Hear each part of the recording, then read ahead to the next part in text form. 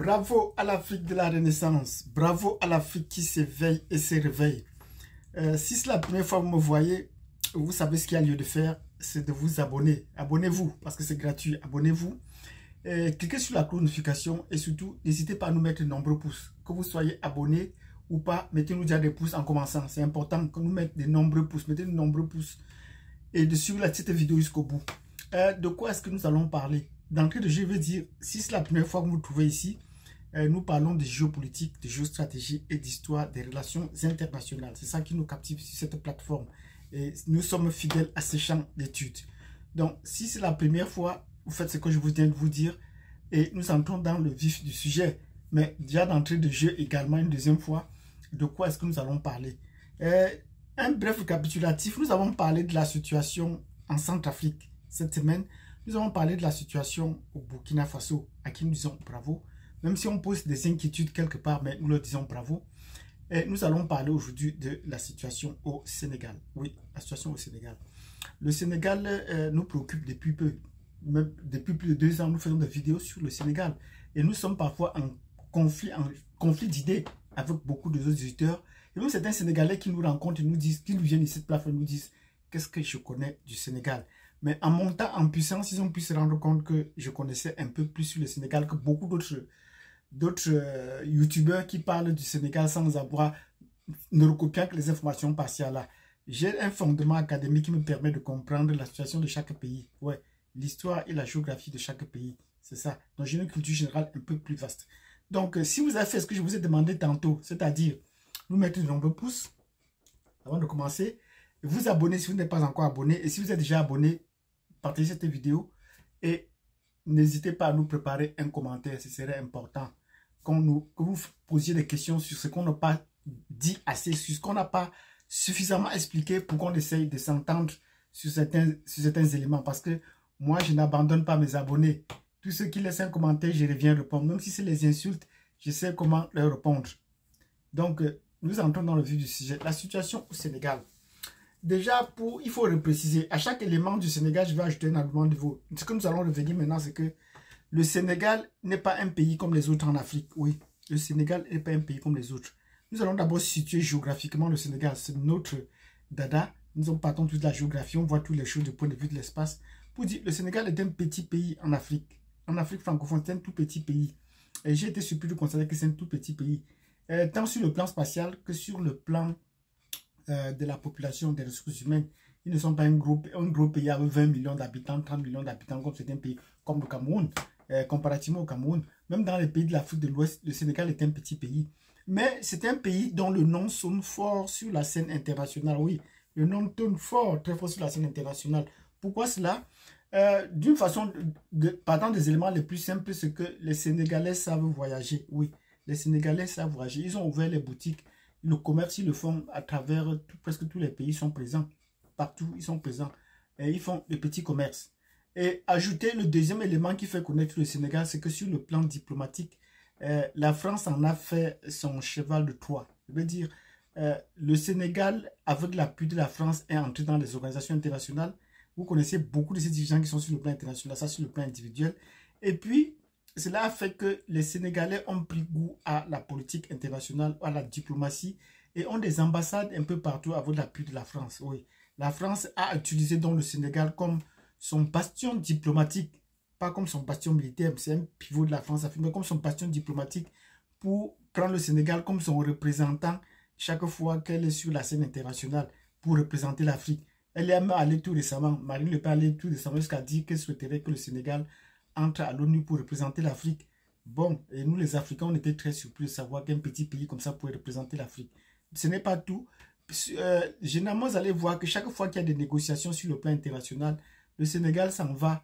Les présidents du Sénégal vont sur la scène, comme en Libye, comme en Syrie, comme en Ukraine. Ils laissent les bras africains et vont toujours. Mais ils préparent là le terrain aux négociations pour que le président français arrive. Vous voyez, dans tous ces cas, c'est comme ça que ça se passe.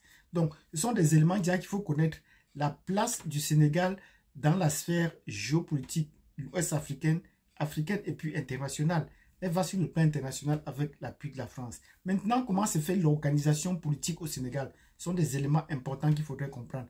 Le Sénégal est une vieille démocratie, c'est ce qu'on dit. C'est ce que les Français nous ont habitués à dire et ont distribué sur la scène internationale que c'est une vraie démocratie, qui est la plus vieille démocratie d'Afrique, qui a fait des élections en multiples partis depuis longtemps, qui a cédé le pouvoir, qui n'a pas connu de choc. Ainsi de suite, c'est vrai. Mais n'oubliez pas aussi que le Sénégal est le pays qui abrite la plus vieille rébellion de plus de 30 ans, qui n'a pas encore trouvé solution jusqu'à aujourd'hui. Oui, le Sénégal est un pays qui abrite le bien. S'ils étaient aussi démocratiques, la rébellion casamançaise devait déjà être finie. Mais ce n'est pas le cas. Donc il y a la question casamançaise qui pèse sur le Sénégal. Et d'où vient la question casamançaise? D'abord, il faut retenir que le Sénégal n'a jamais obtenu son indépendance directement de la France. Non. Et beaucoup de gens ont tendance à le dire. Même parfois, ils sont invités sur les chaînes ici au Sénégal, ici au Canada. Et je comprends, les gens font des présentations de pays arrivés sur le Sénégal, on dit qu'ils ont obtenu l'indépendance de la France dans les années 60. Bon, mais on ne donne pas la date. Je vais ici faire une précision que le Sénégal est un pays sécessionniste. Il faut qu'on le retienne déjà. C'est un pays qui s'est détaché de la Confédération avec le Mali. C'était une partie du Mali que la France a dû couper comme l'Angleterre pour faire son Koweït. Oui, donc la France, le Sénégal n'a jamais obtenu son indépendance directement de la France. Donc la France l'a aidé à se couper du Mali. Donc de ce côté, nous allons faire une vidéo pour bien rappeler. Nous l'avons déjà dit. Le Sénégal, le Mali est en droit aujourd'hui, avec sa montée en puissance militaire, de réclamer et récupérer le Sénégal. Le Sénégal fait partie du Mali. Oui, il faut bien qu'on le dise. Comme Taïwan fait partie de la Chine, le Sénégal fait partie du Mali. Et il faudrait que les dirigeants maliens le savent. Et en montant en puissance, un moment viendra où il va poser cette question claire et nette. Si ce n'est pas l'annexer sur le plan géopolitique et diplomatique, il faudra l'annexer sur le plan militaire. Ça fait partie du Sénégal. Ça fait partie du Mali. Oui, le Sénégal fait partie du Mali. Que la France a donc dû couper pour gérer comme son petit territoire, comme son lieu, comme son bastion, comme son sanctuaire, sur le plan mystico-religieux. Oui, les hommes diplomatiques, c'est tout ça que vous allez voir. La plupart du temps, tous les présidents français qui veulent venir en Afrique passent par le Sénégal. Pourquoi? Nous allons voir ça, tous ces éléments. Donc, en posant la question de la Casamance, vous comprenez que c'est la partie sud du Sénégal. Il n'y a pas de Sénégal sans Casamance. Les hommes politiques, les grands hommes, les grands footballeurs, les artistes, les grands marabouts viennent du Sénégal. Même actuellement, je l'ai fait une vidéo tout récemment, alors de la CAN 2024, montrant que toute l'équipe du Sénégal repose sur les Casamançais. L'entraîneur et les principaux joueurs sont d'origine casamançaise. Mais les Casamançais sont des peuples durs à cuire. Oui, les Casamançais sont des peuples durs à cuire. Vous n'avez qu'à voir avant le cas de Sonko. Il n'y a pas encore eu un président. On a fait l'alternance au pouvoir au Sénégal sur plusieurs plans, mais il n'y a pas encore eu un président casamançais. Et l'arrivée de Sonko fait grincer beaucoup de dents, fait couler beaucoup de salive et beaucoup d'encre. Pourquoi? Parce que c'est un Casamançais. Les Français savent que les Casamançais sont durs à cuire. Donc, de ce pas, même si Sonko a déjà dealé avec la France, dit qu'il va faire, qu'il ne prononce plus la France comme un ennemi, mais accéder au pouvoir pourrait poser de nombreux problèmes pour la France. La France a tous des points d'interrogation, comme au Cameroun. On sait que les Bassa, généralement, sont des gens qui ont une rancune tenace. Vous n'avez qu'à voir qu'à l'équipe nationale, ils ont une rancune tenace. C'est de même également pour le cas de la Casamance. Donc, la question casamançaise est au cœur de la problématique géopolitique au Sénégal, interne. Les questions de géopolitique interne au Sénégal. C'est ainsi que chaque fois qu'il y a un Sénégalais, un Casamançais va essayer d'avancer sur le plan politique, va connaître beaucoup de problèmes. Donc, comment empêcher donc Sonko à arriver au pouvoir? Le troisième mandat est l'issue.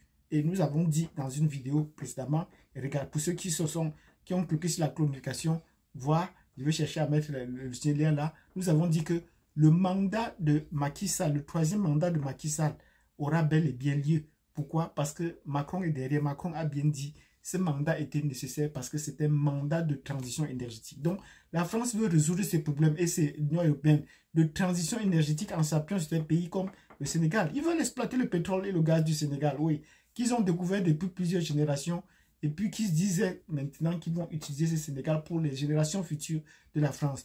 Donc, ceux qui pensent que la France va tomber sur le plan financier, là, se trompent, qui regardent bien. La France continue d'engager les ressources pour préparer les temps difficiles. Donc, si vous avez compris ce contexte de la géopolitique africaine, n'hésitez pas à nous laisser des questions. Parce que là, nous allons entrer maintenant dans la question de l'heure sur le troisième mandat de Macky Sall. Est-ce qu'il aura lieu ou pas? Mais là, je vous ai donné déjà une situation géopolitique, géostratégique, les relations avec la France et comment vont l'avenir. Nous allons, dans une autre vidéo, aller dans les détails de ce que comment le troisième mandat est en train de se déployer parce que ça fait partie du modus operandi de la France-Afrique quand on essaie de perdre, on n'a pas le plein contrôle de la transition du pouvoir.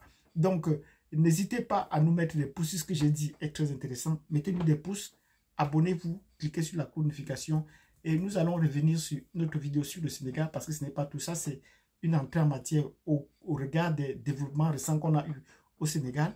Et nous allons pas également, n'oubliez pas que nous allons également parler de la Guinée. Oui, le cas de la Guinée nous intéresse particulièrement. Donc, si vous voulez en savoir davantage, mettez de nombreux pouces sur cette vidéo. Abonnez-vous, cliquez sur la cloche de notification. Et n'hésitez pas à nous revenir tôt parce qu'on va parler encore du Sénégal pour parler de la situation actuelle, les perspectives et surtout du cas de la Guinée. Merci et à tantôt pour tous ceux qui nous ont mis les pouces et surtout à nos chers abonnés qui vont nous mettre des commentaires.